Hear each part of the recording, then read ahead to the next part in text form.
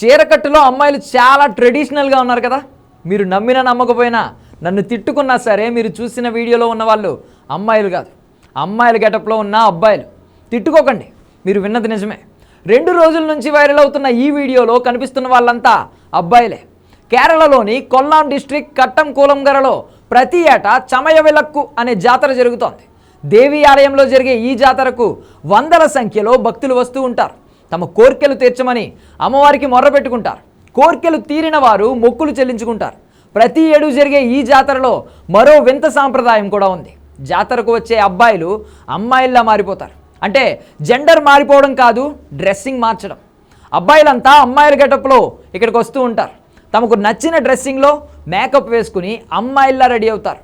ఎవరు ఎక్కువగా అందంగా తయారయ్యారు అనే విషయంలో ఇక్కడ అందాల పోటీలు కూడా జరుగుతాయి. నెగ్గిన వాళ్లకు గిఫ్ట్లు కూడా ఇస్తారు.